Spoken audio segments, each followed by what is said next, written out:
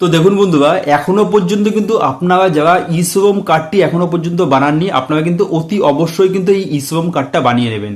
অনেক দিন আগে কিন্তু এই ই শ্রম কার্ডটা কিন্তু অনেকেই আপনারা বানিয়ে নিয়েছেন।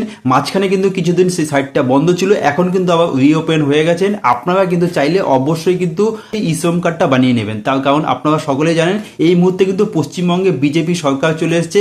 আজই কিন্তু দেখা যাচ্ছে বিজেপি সরকারের তরফ থেকে কিন্তু শুভেন্দু অধিকারী মহাশয় কিন্তু দেখা যাচ্ছে যে মুখ্যমন্ত্রী হিসেবে শপথ নেবে। তো এই মুহূর্তে দেখা যাচ্ছে যেহেতু এই ই শ্রম কার্ডটি কেন্দ্র সরকারের প্রকল্পের আন্ডারে রয়েছে এবং যেটা মনে করা হচ্ছে হয়তো বা ই শ্রম কার্ডের আন্ডারে কিন্তু আপনাদের অ্যাকাউন্টে টাকা আসতে পারে। তো সেক্ষেত্রে কিন্তু আপনারা অবশ্যই ঘরে বসে আপনার হাতে থাকা মোবাইলটির মাধ্যমে খুব সহজে কিন্তু ই শ্রম কার্ডটা বানিয়ে নেবেন। তো কি করে বানাবেন চলুন দেখিয়ে দিচ্ছি। তো দেখুন বন্ধুরা, এই ই শ্রম কার্ডটি বানানোর জন্য কিন্তু আপনারা আপনাদের হাতে থাকা মোবাইলটিতে সোজা চলে যাবেন গুগল ক্রোমে গিয়ে কিন্তু টাইপ করবেন ই শ্রম,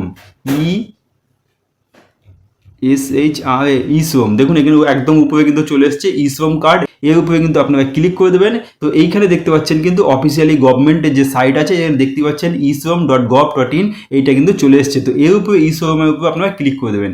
ক্লিক করার পরে কিন্তু আপনারা এই ধরনের একটি ইন্টারফেস দেখতে পাবেন। এখানে কিন্তু দেখতে পাচ্ছেন গো টু মেন পেজ, এর উপরে ক্লিক করে দেবেন।